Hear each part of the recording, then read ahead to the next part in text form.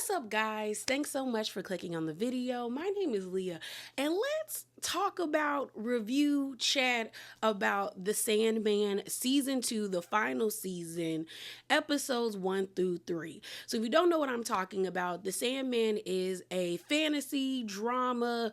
There's a little bit of comedy in there that was released by Netflix. This is season 2, and it's also the final season of the series, and they released episodes 1 through 6 on July the 3rd. I just recently watched episodes 1 through 3, and I want to discuss. So let's get into it.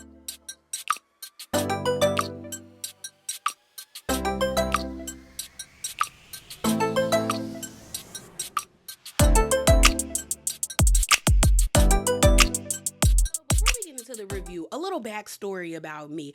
I've never read the comics. The way that I got into this series was a friend of mine who has read the comics. He basically was like, Leah, I think you would enjoy this. Like, I really think that you would enjoy this series. You should check it out. I actually watched the first 5 episodes of season 1 with him, and he was explaining to me the little Easter eggs and things of that nature. And I was like, you know what? I actually like this. So I was actually very excited when season 2 was announced. I thought the trailer looked good, and I was slightly disappointed when I found out that this will be the final season. But then when I read why and the allegations against the author, I understood. I said, you know what? Let it go after this. Okay, so here we are, because them allegations are serious and need to be taken seriously. Okay, but let's talk about it. And the reason why I say all of this is I do know there are a lot of people that are reviewing this series that do know the Easter eggs, that are like, oh my gosh, I can't believe they put this here. I don't know none of that. Okay, I'm just merely, giving my opinion on what I see, guys that don't know the source material. Okay, but here we are. Let's get into this review. All right, y'all, so let's talk about it. So the episode 1 opens up with Dream. He's in his room, and he's basically reconstructing the dreaming room. If you remember, during episode 1, we saw Dream be held captive for 106 years by Roderick Burgess. While that was taking place, the dreaming room basically fell to ruin. We see Lucien, Pumpkinhead, and Matthew watching him and being enamored by all the things that he is doing in the dreaming room. While he's doing this, he gets a phone call from his older brother, which is Destiny of the Endless. And Destiny is like, we're about to have a family meeting and I need you to come. And you can tell that Dream is irritated. He's like, I don't want to be around the people. I don't know. And he's like, yeah, bring that ass. Okay. So Dream basically goes, to his brother's room, to Destiny's room. Before that happened, we actually see that Destiny ended up calling Death first. And I like the banter that they had between them. You could definitely tell that Destiny is the oldest. He's very like by the book, by the order, but no pun intended, he carries around a book.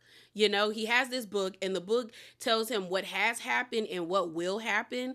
And so, of course, he would be all about order. When he calls on Death comes out. She that girl, very casual, very, I'm black, black everything. I look good.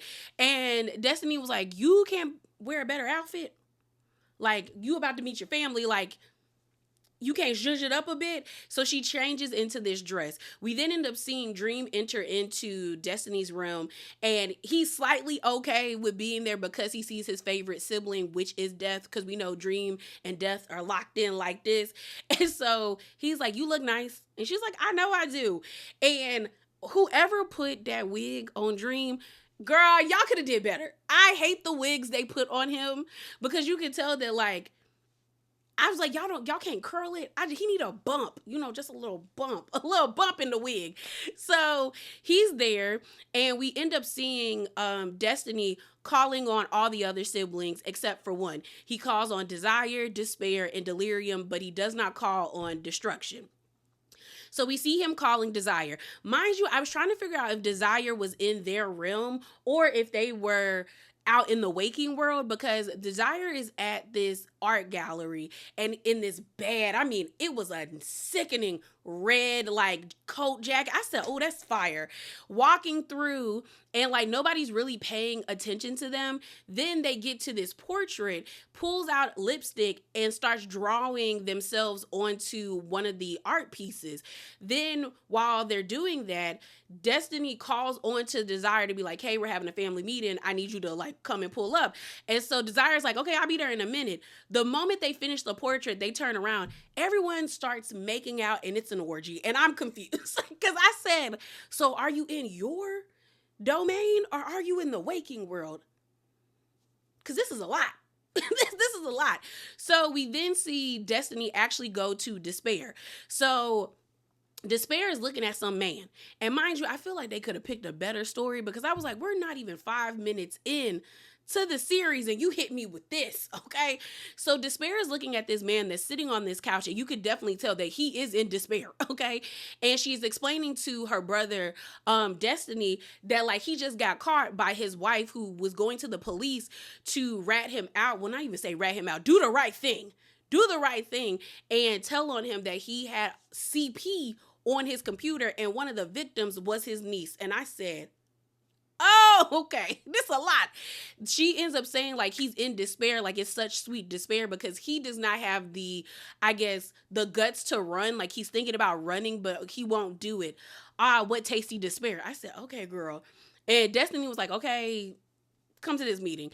So we see Despair pull up. Then the final person to get there is Delirium. And I think Delirium had the best entrance because we see this beautiful portrait of this girl that's in this pink dress with I think like a parasol and everything. And then when when Destiny calls upon her, he's like, little sister, will you come and, sit with the family? The painting, like the paint on the painting starts to like sludge off.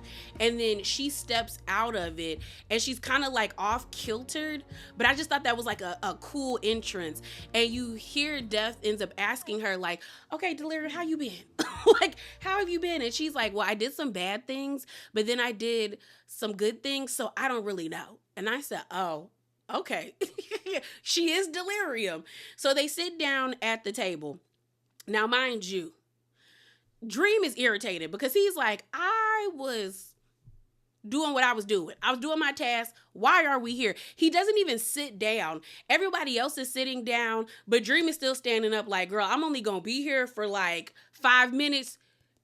You got 5 minutes to explain to me why are we meeting amongst ourselves. And we find out that it's been like centuries since they all have been in the same place.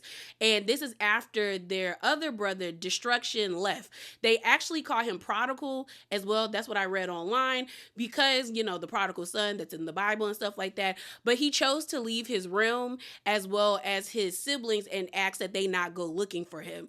So things have kind of been like awkward between the family, but I always feel like it's been awkward between this family, okay? So they're sitting there. Destiny basically lets it be known that he, while he was in his garden, ran into the kindly ones. So the oracles that we saw last season, the 3. And so they tell him this prophecy, and let me pull it up in my notes. And they tell him the prophecy said, it goes like this: a king abounding his kingdom, the clash of a life and death, and the resuming of the oldest battle. So the conversation continues, and after Destiny gives the prophecy, Dream is like, what does that mean, Destiny? Like, are you going to give us more? And Destiny's like, nah, that's what was told to me. I'm telling y'all, this is all I'm going to give you as it states right now. The conversation that we're having right now is going to trigger this prophecy. And Dream is like, this could have been an email, a text message, a smoke signal, a phone call, but I didn't need to be here. Okay. And Destiny is like, well, we haven't spoken in how many centuries? Just sit down and converse with your family. And Dream is like, I don't really want to do that. I was doing some important things. I was recreating my realm, okay? I was locked up for 106 years because somebody wanted to meddle. And so he kind of looks at Desire, and Desire was like, don't blame that on me. So while Dream and Desire are about to get into it, you end up seeing Delirium create these 2 butterflies. And I'm wondering if this, because I watched them back to back, and I'm trying to piece certain scenes together, but Delirium creates these really two pretty butterflies. Desire and Dream are going back and forth, and Desire was like, I can't like force people to do anything. Like, you being locked up was on you, just like what happened between you and Nada was on you. And why he say Nada's name? Because now Dream is real pissed off, and then a Desire pushes the butterflies to make a point, being like, I just guide people, and he guides them, or they guide them into the candles, and they burn up.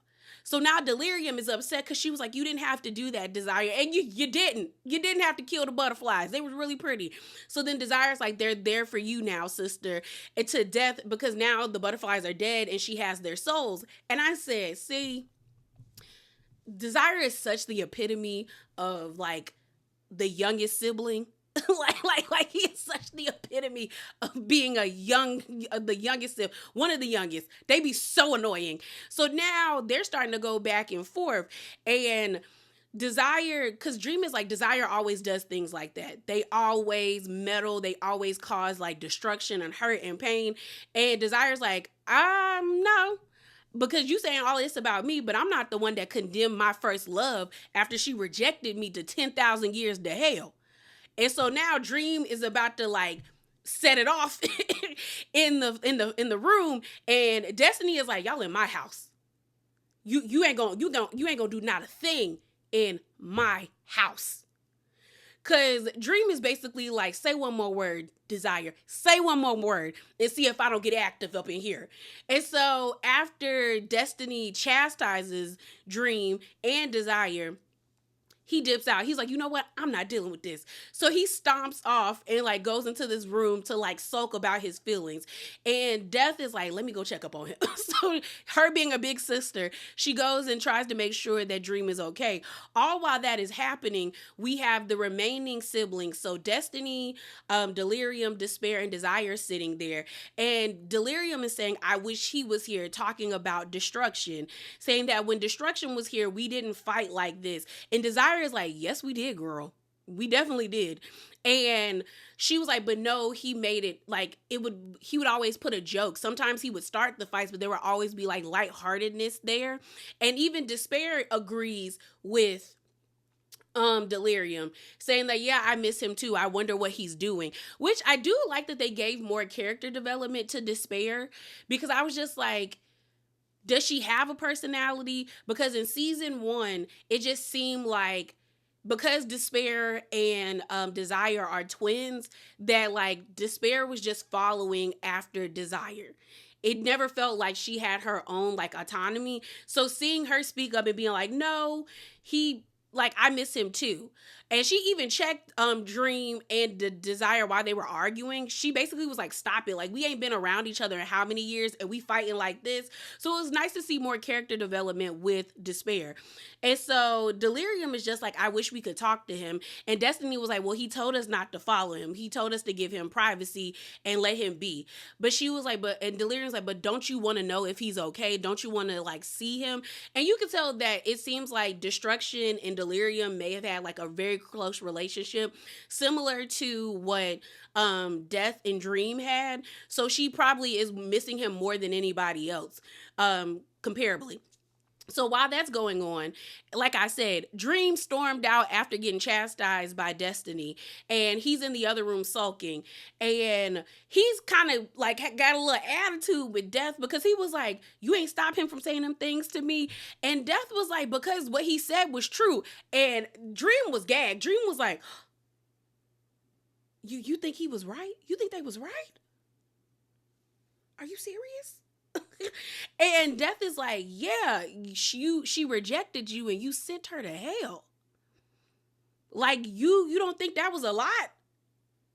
And so now, because his favorite like sibling is telling him like, yeah, you should reevaluate what you did and really check your feelings, basically, because Desire had a point. And you know he can't stand that, because it's Desire. Now he trying to like, he feeling some type of way. He's like, maybe I did mess up.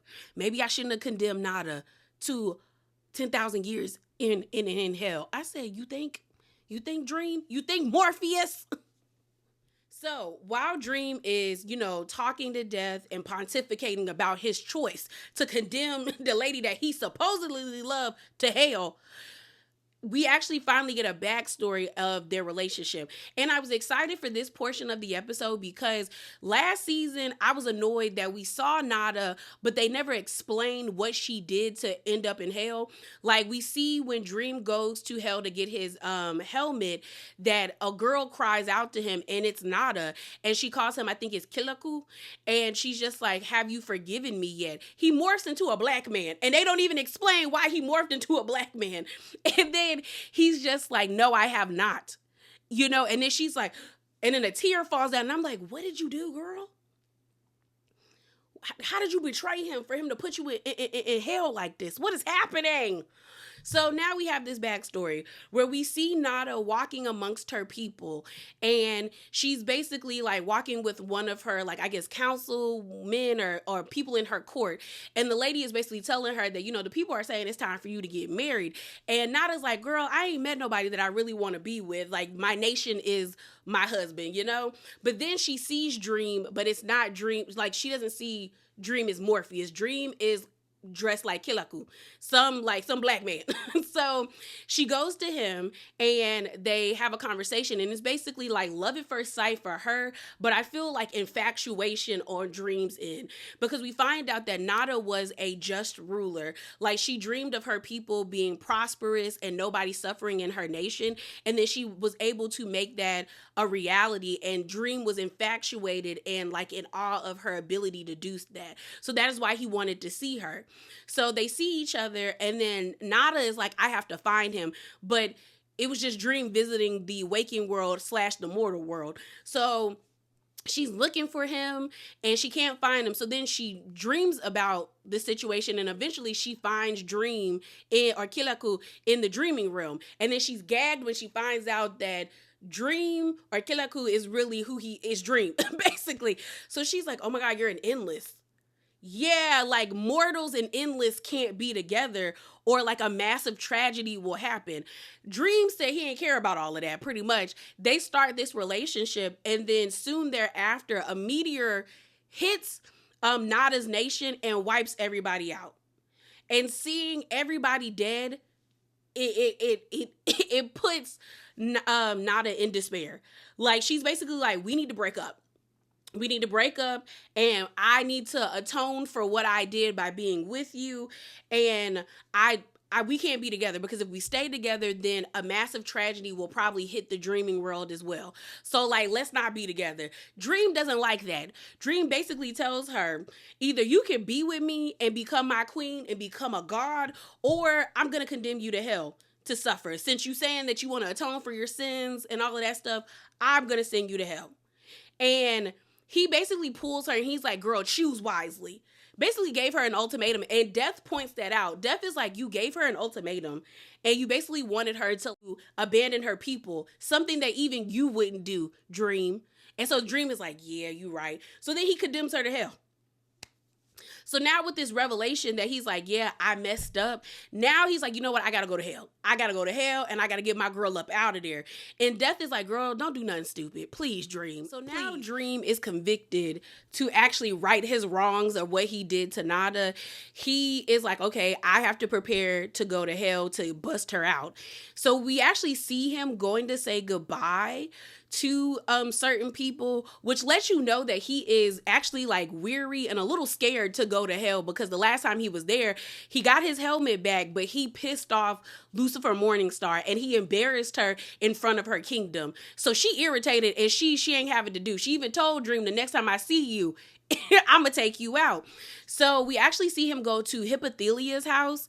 If you don't remember who she is, she's the girl that got pregnant by her deceased husband in a dream, because she was friends with Rose Walker, who is technically Dream's niece. And because Desire is the daddy, well, no, Desire is the great uncle of Rose Walker, because Yeah, Desire is the great uncle of Rose Walker.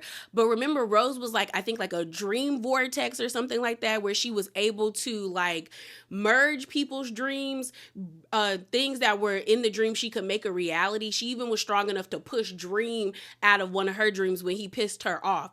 So when Hippothelial was around Rose, and everybody that lived in that apartment building, their dreams kind of became more real than anything. So she was dreaming of her deceased husband. They actually had sex in the dreaming realm and like had a house, created this family in a sense. And then boom, bam, pow, when she got back to the waking or the mortal world, she was pregnant. So Dream told her last season, girl, eventually I'm gonna come get my baby, because you had him in my world, you conceived him in my world. And mind you, technically he is like the baby is like half human, half ghost, half dream.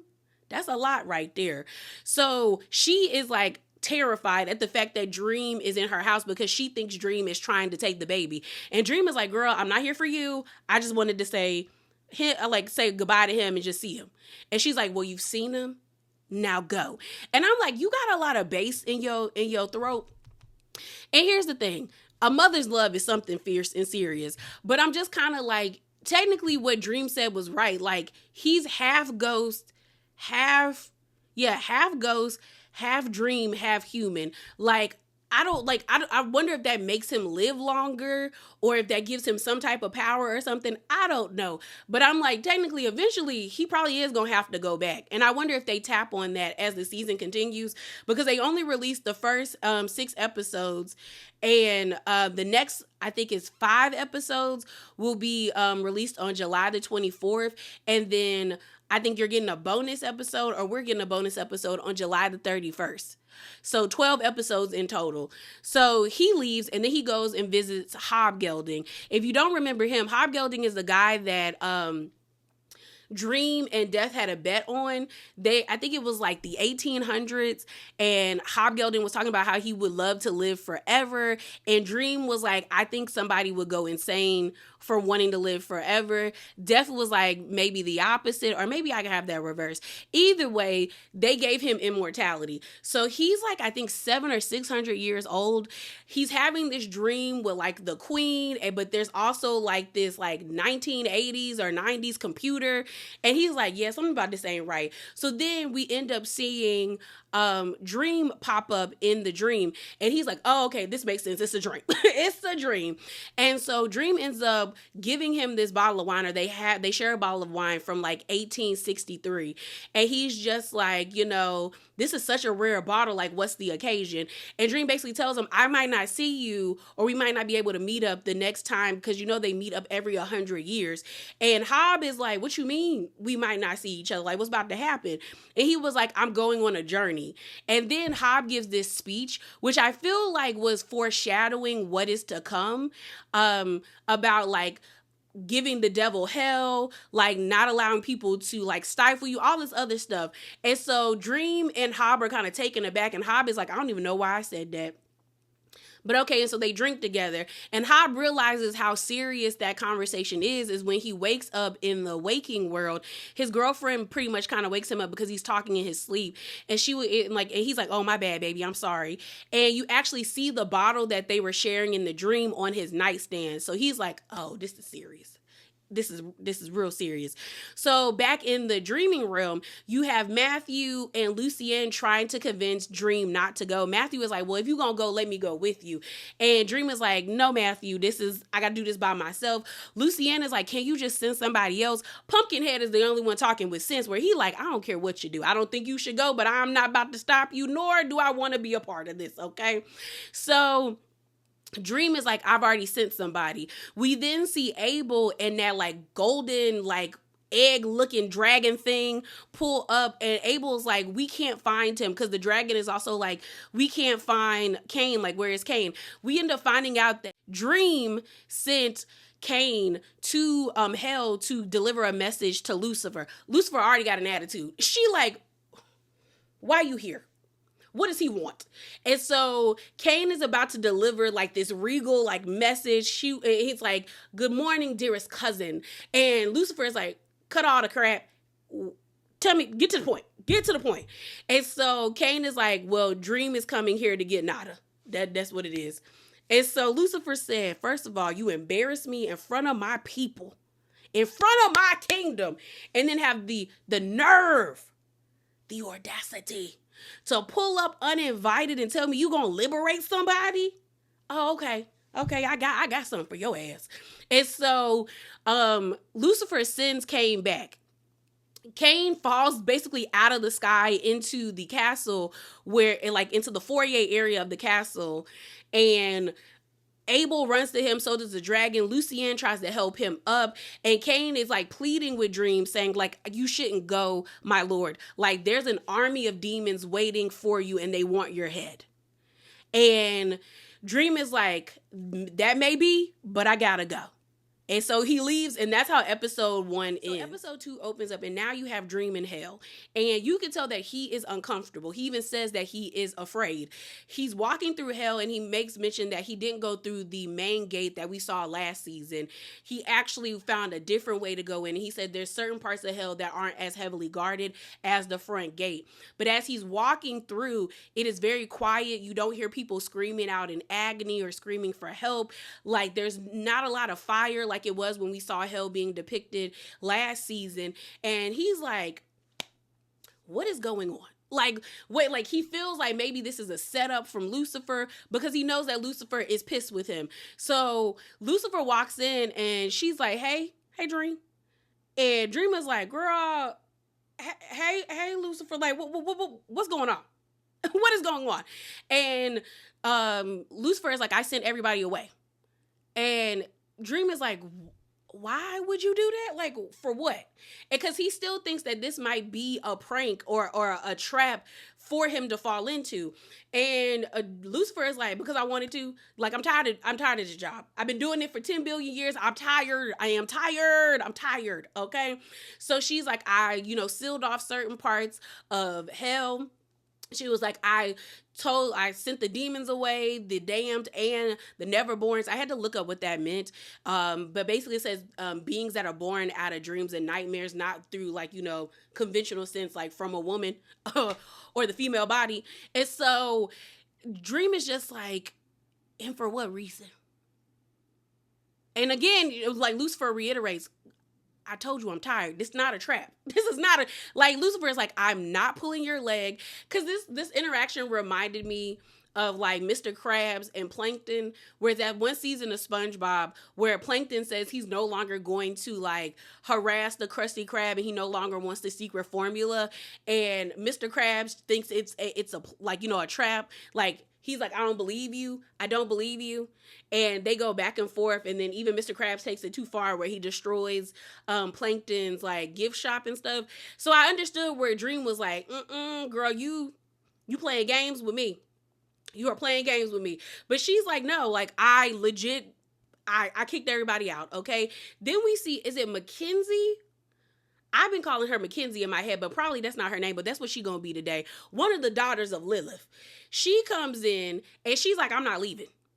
I'm not leaving. Like, I'm going to stand beside you, my lord. Like, I'm not doing it. And Lucifer goes to her, touches her face. I think she kisses her on the cheek. And then she's like, give me your sword. And I felt bad. I'm not even going to lie. Like, I said, oh, like, because you could tell that like Mackenzie didn't want to leave. Like, she was like, no, like, we locked in like this. Like, what you doing? And Lucifer is like, girl, I'm tired. Go be free. And so Mackenzie regretfully like walks away, and then Dream like is just looking at this whole entire situation. Now his mask is off because he realizes that Lucifer is telling the truth. Like, they're done being the ruler of hell. Like, they no longer want to be the mirror of heaven. Like, they're just like, I'm tired. So they actually get to the front gates of hell, and she locks the door. And she's basically like, this is the last thing I need to do as, cleaning up my duties. But she was like, I need you to do something for me. And Dream was like, what do you mean? And I got so uncomfortable. Like, body horror, when I was younger, did not bother me. But as an adult, it makes me so uncomfortable. Lucifer basically is like, I need you to cut off my wings. And then that's when Dream for real realizes like, oh my God, like you're dead ass. Like you are really like you're done. Like you're done with this. And she basically talks about how like she's tired of playing or being the ruler of hell because it's like I'm sick with thinking that like I did something great by rebelling against the creator.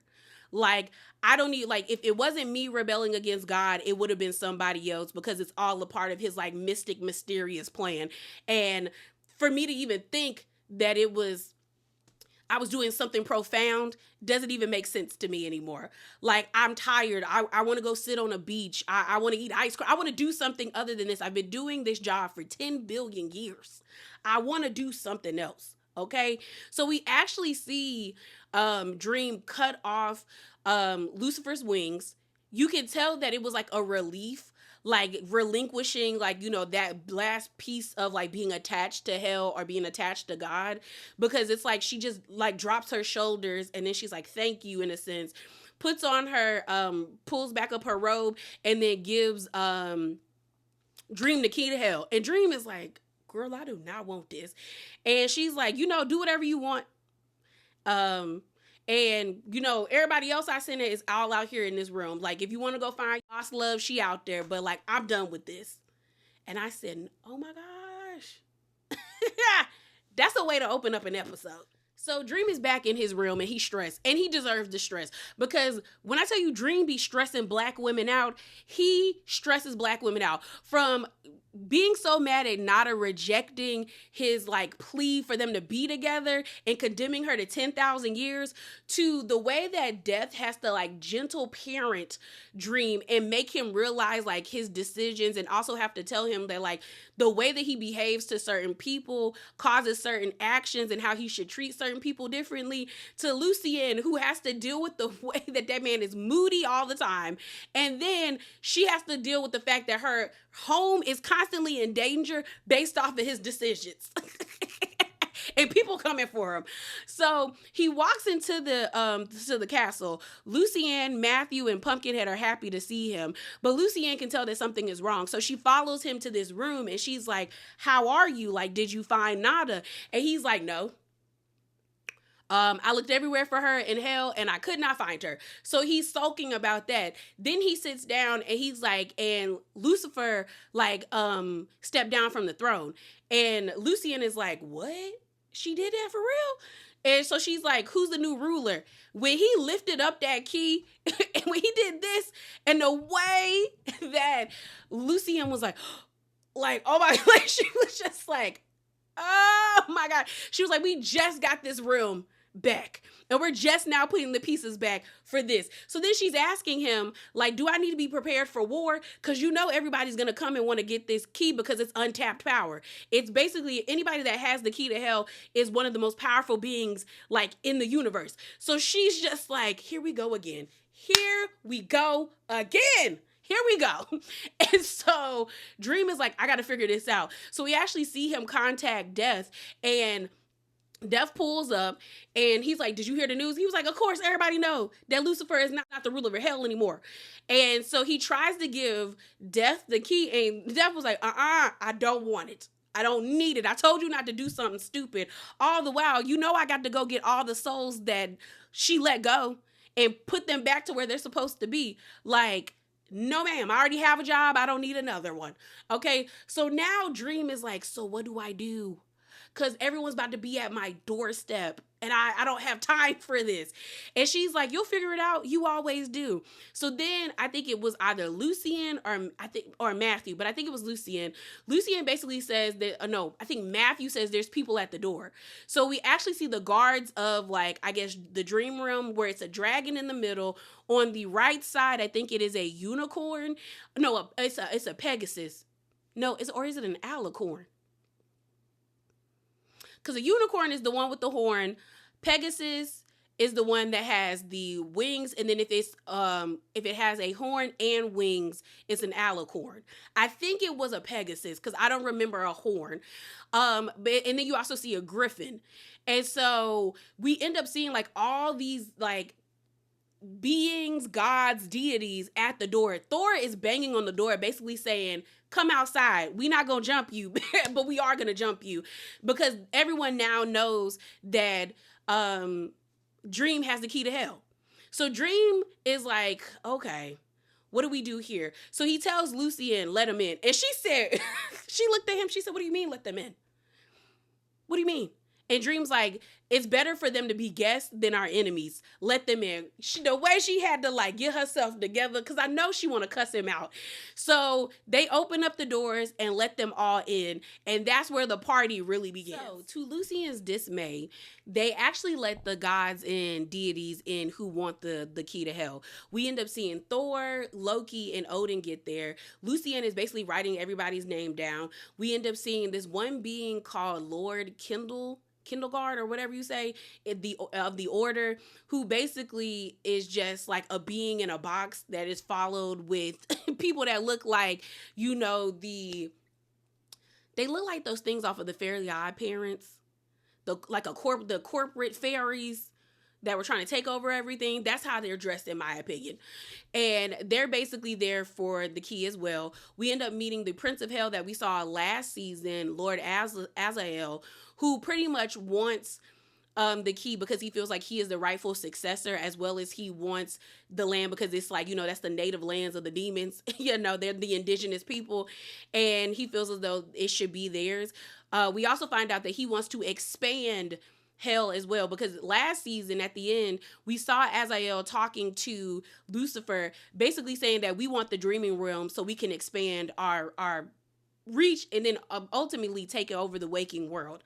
So they're there for the key. We also see this one god who's Japanese, Suzu no Mikoto, the god of storms, is there. And then we also see this like little girl that looks like the daughter of It with a clown posse. I think her name was like Shivering Jimmy, the Brigade of like Chaos. So these are the people that want the key. We end up seeing later on why everyone is enjoying the banquet that Dream has invited them all to, because he lets them know that they are guests in his room, as well as by the end of, I guess, tomorrow, he will make a decision about who will get the key. So he was like, as of now, you're a guest. Please enjoy the food and the accommodations that have been set aside for you guys.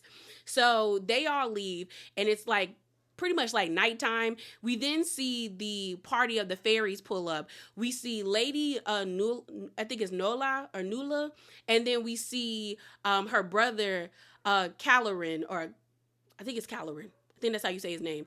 And so they don't want the key. They don't want the key. And you can tell that Calorin and Nola have like Nula, I think it's Nula. Nula have like varying different personalities. He's a whore. Okay, he's a whore. She's very much like poised and pulled together. And they don't want the key. They just want to persuade Dream to help them break the contract that the fairy have had with hell, where every I guess a couple of hundreds of years they condemn 7 of their people to live in eternity in hell. I said, girl, what? What kind of deal is that? And they end up saying that it was like a tribute to them. And I was like, why would you be paying tribute to hell? And they never expound upon that, which I was kind of annoyed by. So while everyone's at the party, you see Cain and Abel on stage doing like magic tricks, but not really. Cain is just killing Abel, put him in a meat grinder. He sawed him in half and everything. And people were cheering. I said, okay. Okay, so as the banquet is going on, you see Dreams at the top of the banquet while he's looking down, and Lucien is like, are you going to sit there and join them? He was like, no, I need to sit up here and observe. You see Loki looking at Dream as Odin is like, you need to come up with a plan to help us get the key. That's the only reason why we got you out of your prison, because Loki is in their realm is in prison, bound there for eternity to like suffer and be tortured. And Loki ends up saying like, how do you trick a man? Like, you can't trick a man in his own realm, as well as you can't give him anything that he doesn't have. Like, you have to figure out what he doesn't have and offer it to him instead of trying to trick him. So while the party's going on, we see at the demon table this one demon by the name of Merkin and Corazon that we saw last season, who stole or who had Dream's helmet, who Dream had to like fight to get it back from. So they're talking and flirting. She stabs him in the hand and was like, do you like that pain? And he's like, yes, I love that pain. So he's into it. He's into it. So then here comes Thor. Thor pulls up on Lady Merkin being real disrespectful, talking about her is her pussy bald?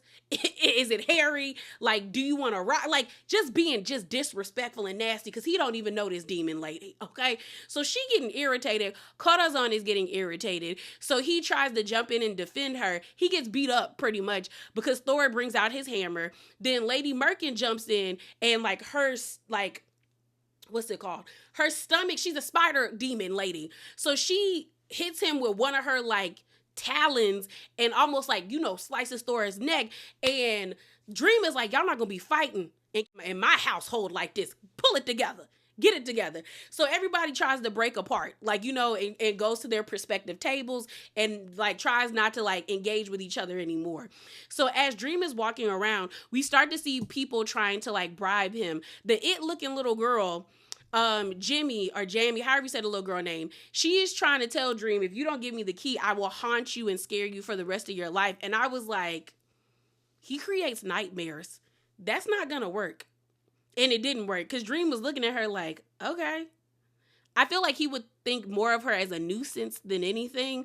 Then we see him sit down with Susanoo. And Susanoo doesn't offer him anything other than says to him, I think I would be the best person for this responsibility. Because I think he wants to use hell as a way to like rehabilitate and I guess really have people atone for their sins, not just suffer. Then you have Lord Kindle, the Lord of the Order, because I cannot say his name. I'm just like Kindle, like a Kindle. That's funny. My bad. I had a goldfish moment. The main guy that's holding the box comes to him and tells him that they would bargain the essence of like dying people's dreams and give them the dream. And I was like, before Dream even said it, why would he want that? And Dream even says, why would he want that? He ends up saying, if I wanted it, I would have taken it already. Why would you like what? And so their offer didn't really move Dream. And then we have Odin. Odin basically offers to help find destruction. He's like, if anything, I can help you find destruction if you give me the key. And Odin's real reasoning for wanting the key is because he wants to fend off Ragnarok for as long as he can. Because in his realm, everyone's like running out of space and people are fighting for territory. So then Dream ends up asking him, if I give you hell, what makes you think y'all wouldn't fight over that? And he was like, who knows? Odin's like, who knows if we would fight over it, but at least we would have more time. So that is his main reasoning for wanting hell. So before I continue, I forgot to mention that the angels entered the chat, okay? So when Thor and Corazon were fighting back and forth and Dream separated them and basically told them, act like you got some sense when you in my house, all of a sudden, these two angels descend from heaven into the banquet hall. And everyone is shook. Like, everyone is like, oh my gosh, like, what does this mean? Like, what's about to happen? Even Dream is taken aback by it. And so he ends up asking them, are y'all here for the key as well? And they're like, no. The creator, God, told us just to watch over you and see what happens. Like they want to know what the outcome's gonna be. So now Dream is dealing with that. We actually see him talking to like, I guess like the head chef of the dream room or of his castle. I wish I could have found a picture of her, but I like her. She was cheeky. I liked her. So she basically tells Dream, like, don't worry about them being there. She's just kind of like, he knows, basically saying God, basically like God is watching over us, which he always does. But basically she says that more than likely they know you're going to make the right decision. They're just curious to see how it's going to play out with the rest of the people or the beings. So he kind of thanks her for her words, and then he goes to his chambers to basically sulk. Like, you can tell that he is like, my head hurt. This is too much stress. So while he's in there, we see Lord Azazel or Azazel. Is it Azazel or Azazel? Y'all know who I'm talking about, okay? He pulls up and he offers Corazon as a bribe to Dream. And Dream is just like, what do I need him for? And we find out the way that they got Corazon the way he is in bondage, encased in spider webs, is Lady Merkin basically tricked him into thinking that they were going to, have sex. And then as he touches like her stomach where her like spiderness is. I don't know what you like. I think they're like claws, or maybe I don't know if it was a mouth or another leg. I don't know. He touches her, one of her like spider bits.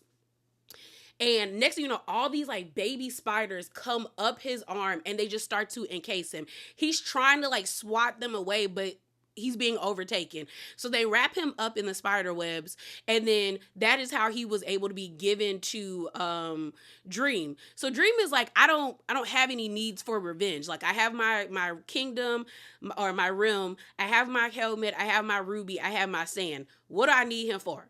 And so I guess Azrael figured out like that, like possibly was going to be a move that Dream was going to take. So he opens up his stomach and shows Nada.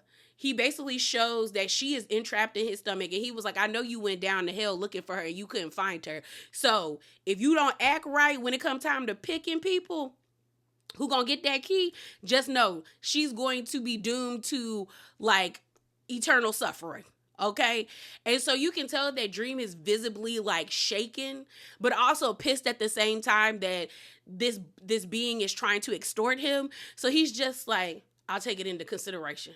But you can see like the like, oh my God, he got her. And I need to do something. So that's how episode 2 ends. So episode 3 opens up and Dream is in a mood, which, I mean, he always in a mood. He just moody and brooding. But this time he is frustrated and angry because now he knows where Nada is and he has to make the right decision. So we have this conversation that he has with Lucien where she basically is like, can I ask you a question? And Dream is like, girl, ask your question. But she was like, can I ask you a question without you getting mad? And Dreams just says, girl, I'm already in a mood. I'm already mad. Just ask your question. So Lucien basically said, why not give the key to Azazel? And, you know, he has the key. You get Nada. Everybody's happy. You're no longer the ruler of hell. And Dream is like, that's not going to happen. Because if I do give them the key, they're going to try to expand hell. And we're all kind of going to be screwed dealing with that, and it's going to make him immensely powerful. So I don't know, he not getting it, okay? But I have to find a way to save Nada. So we leave that scene and we have this scene of Lady Nula. She's in bed trying to get some sleep, and then her whorish brother is getting his back broken in by one of the waiters that was, you know, taking care of everybody at the banquet. And so she's banging on the wall being like, bro, like, are you serious? And he can't hear you because, girl, it's a lot of screaming, heavy breathing, and a lot of passion, I'm guessing. So she leaves her room to go walking around the castle because she was just like, I got to take my mind off of what I just heard. And so Dream stops her and he's just like, is your room not up to your like standards? Like, do you need me to change it? Like, are the accommodations not accommodating? Like, what's going on? And she's like, no, I just couldn't go to sleep. So they start having this conversation where she was like, I believe that you'll make the right decision because I've seen you do the impossible before. And he's like, we've met before? And she was like, yeah, you know, you were able to bring the fairy and the dreaming back together. And so we find out that Dream used to be really close with King Oberon. King Oberon. Dream used to be really close to King Oberon and Queen Titania. They are the rulers of the fairy realm and the fairy folk. And they fell out. Mind you, as the scene played out, I was like, did Dream and the Queen have an affair? Because it's a lot of sexual tension going on over here. Y'all are really close to each other's faces. What went down with y'all two? What happened? Okay. And we basically get this backstory. It's 1593, and we see Dream speaking to William Shakespeare, and they're basically talking about the performance that they're about to put on, which is A Midsummer Night's Dream. And so Dream is just like, just do it as we spoke and as I told you to. And William Shakespeare is like, I bet I got you. So we see them setting up this theater in this valley, and it's called Wendell's Mount. And so Dream actually asks Wendell, and it's like this stick figure carved into the hill, and he asks like, can you open up the door? And so he opens up the door, and next thing you know, we see all the fairy folk come out, the king and queen, and then their subjects. So they're kind of like, why'd you ask us to be here? The king is like, what do you want, shapeshifter? What do you want? You then have the king's, like, I guess, little confidant. I think his name was Puck. Puck is a little asshole. Was being real, like, cheeky and really, like, fresh with Dream, basically giving him like such attitude. And the king even told him, chill out a little bit, okay? And so the play takes place, and we see a conversation happening between the king, the queen, and Dream. And Dream is sitting in between them, and they're just kind of like, why did you ask us to be here? And I'm not understanding what the play was supposed to do. I did read that the reason why they like the play is because they're narcissistic, and they like the fact that the play that was put on made it so that nobody would ever forget, like the fairy people no one would ever forget King Oberon and Queen Titania. But I was just like, can y'all just explain to me why y'all fell out? Because I'm sensing it's because of an affair. So the play is going on and everyone is enjoying it. We do have this moment where the guy, Harry Puck, who was giving Dream a lot of lip service, he actually knocks out the human that was supposed to play him in the play, and then he performs giving this monologue, and that ultimately like draws everybody in, and things are great. So we flash back to Lady Nula and Dream having a conversation. And basically, she was just like, you did something that I never thought could be done, which is tell the king and queen about themselves, and they accept it, and we all move on. So I know you'll make the right decision, she reiterates. So it's the next day. Everybody's in foyer of the castle, and everyone's waited with bated breath to see who gets picked. And pretty much Dream ends up giving the key back to God. He basically says the angels can have the key, and everyone's gagged and disappointed. But who's angry is Azazel. He pissed. So he basically starts coming out of his host body, because I don't think, that's his body. He shoots out of the host body, and he begins to like try to fight Dream, but you're in the dreaming realm, which means the person whose room it is probably, if not the most powerful there. So he's able to grab Nada out of Azazel and free her. Then you see him fighting Azazel, where Azazel engulfs Dream. So you think he's about to get devoured, but lo and behold, Dream just basically like morphs him into a vase. Like he just seals him up, and everyone's kind of gagged, and Dream is like, girl, this is my realm, I'm the most powerful, so like if any of y'all want to jump, like if y'all want to fight, we can fight. Nobody presses him. So he's like, the situation is over, y'all know who got the key, let's all move on. Okay, so we all see the different deities leave. You see the little clown girl of chaos. She basically says they didn't really want the key. They basically didn't want anybody else to have it. The embodiment of chaos. You actually see the in my mind, I just figured out what I was talking about when I said the Lord, I think it's Killa Kringdar, however you say his name, of the order. The people look like the pixies from Fairly Odd Parents. So they show the box, and Dream sticks his hand in and pulls out a note, and it basically says like, although I'm disappointed that I was not picked to have the key, I will say I don't think you made a bad decision either. So they leave. Then you see you see the demons leave, and Lady Merkin actually apologizes in a sense on the behalf of Azazel, basically saying that he is not a leader of hell, but he's more of a warrior. And they were basically asking for a Dream to like be lenient with him, because they didn't want anything bad to happen to him. So she asked like, what are you gonna do with him? And Dream was like, nothing. He was like, basically, I hope him sitting in there for a little while will help him mind his manners. And she basically thanks him for not harming him, knowing that he would have harmed Dream if the opportunity was reversed. So then we see Odin, Thor, and Loki leave. Loki is like bound and gagged, and they were like, yeah, he tried to run. Mind you, when I saw how freaked out Loki was, I was like, that is probably Susanoo. Is it Susanoo? The god of storms, and Loki switched spots with him. And later on in the episode, I found out that's what happened, because I was like, he is the god of tricks. That's who he is. The last couple of people to leave is Lady Nula and her brother. They're thanking a Dream for his hospitality and how gracious he was as a host. And Lady Nula's like, I can't wait to tell the queen about how kind and all of this stuff and how great you were to us. The brother basically was like, girl, you not coming. And she's like, what do you mean?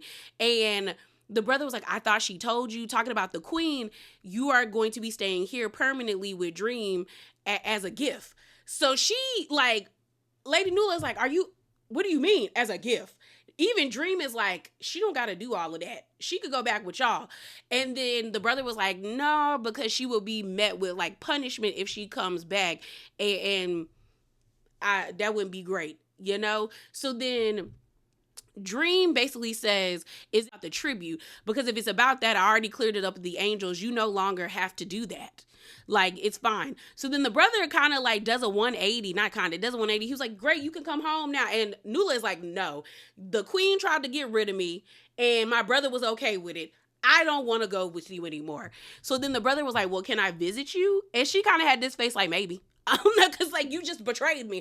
And I didn't blame her. I did not blame her. So once Dream asks Nula to like unglamour herself, because when you see her, she's blonde, very poised and put together, but when she unglamours herself, she kind of has like short brown hair and she just looks like a regular girl. And her accent changes as well.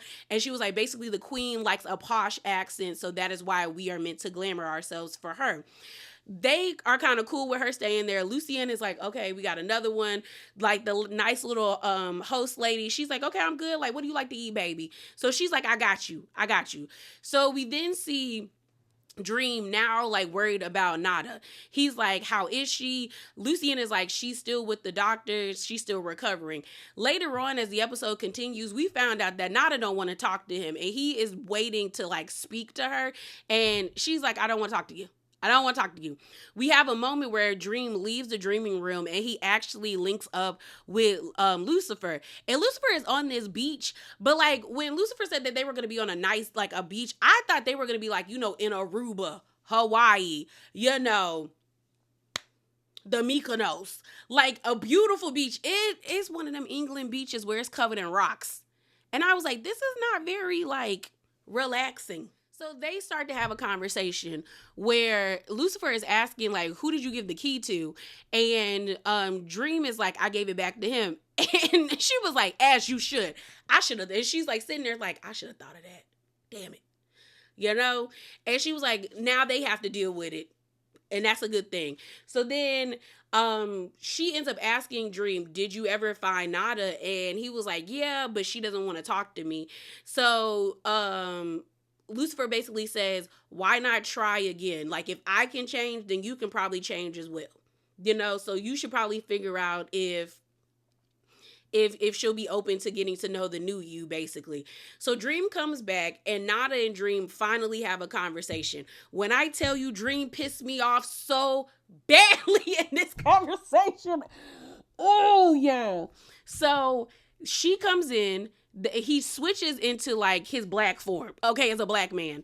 Then he switches back to Dream. And they're talking and he starts off the conversation saying, I think. And when he said, I think, I got irritated. Because I was like, I know he's not about to say, I think I should apologize. But he does. He says, I think I should apologize. I think I made a misstep. And I think I should be sorry. She looked at him and I said, girl, punch him in the face. Flip that table over and punch him in his... Because what do you mean you think you're sorry? You condemned her to 10,000 years in hell because she rejected your advances. Because she rejected a offer that even you would reject. And you said, I think. I said, what? What do you mean you think, Dream? So she gets mad. Cause like they're trying to, he wanted to sit down and have dinner with her. But she's like, you know, I'm not even hungry anymore. Like hunger no longer is a thing for me. Like for so many years, I was burned. I was beaten. I was cold. Then I got cut with things. Like I was tortured for 10,000 years. And you can't even just blatantly say, I messed up. I'm sorry. So then she walks over to Dream. And I mean, she slaps him, but she should have punched him in his stuff. And Dream is like, you slapped me. And I said, you deserve more. And so she walks out and he's like, you're going to leave? And I'm like, duh, she don't want to be around you. I wouldn't want to be around you. Okay, I don't want to see you for the next 10,000 years. And she was just like, I want to go out there and see what the world is like. You know, I've been locked up for 10,000 years. I'm not even really like alive anymore. And he basically is like, the world is different. It's dangerous. And she's like, bro, I've been locked up in hell for 10,000 years. I think I can take on the world, Dream. And Dream's like, but I love you. And she turned around and said, you don't even know what love is. Cause you don't even know what love is. Cause what you did to me was not love. That was desire. You desired me. You didn't love me. And I know that made him sick. Cause you know Dream can't stand desire. So he was like, how can you tell me what's in my heart? I said, you bastard. Because I do agree what she said when the next thing she told him was like, can you even, like, do you even know what love is? Can you even love anybody? And that's a valid question. Like, they are basically, the endless are basically personifications of like humanity's wants and desires and dreams and all of that stuff. And it's like, do they even know what love is or can feel love? Like, I think that's a valid question to ask. Like, do you even know what that is? Have you ever really genuinely felt that? Because if you did, you wouldn't have did what you did to me. You know? And then she turns around and she tells him, I don't love you. You may love me, but I don't love you. And then she leaves. And I do think that it was a turning point for him right there, because instead of being angry and brooding at her, like in her face, he lets her go. He lets her go. He doesn't fight her. He just lets her go, because it's like, what can you say? Like, what can you do? Because you messed up. Like, you totally messed up. And that's how, well, that is how episode 3 ended. But in the mix of that, we end up finding out that, in fact, I was right, that Loki switched places with Susanoo, and Dream is like, I can't let that man like suffer because of you. And Loki is like, I'm not going back. Maybe we can make a deal. And so Dream says, I'll do this for you. I can make a dream version of you, but you would have to do something for me and be totally in my debt. And Loki was like, I'm not indebted to no one. And Dream is like, and I don't have to keep your secret, and I can tell Odin and they could come get you right now. So Loki's like, all right, I'll help you out. So we don't know yet what Loki is going to do or what Dream is going to ask Loki to do, but I am interested to see if it does work out in Loki's favor and Dream does switch him out with a dream version of him so that he can be free. You know? But the episode does end with Nada walking out of the dream world, going into the mortal or waking world. So yeah, y'all, that is it. That is all. As always, remember to be bravely authentic. Definitely hop down in my comments below and share your thoughts with me if you have seen this series, especially season 1 and the first 3 episodes, and let me know what your thoughts are. Remember to like the video and subscribe. And I'm out, y'all. Deuces.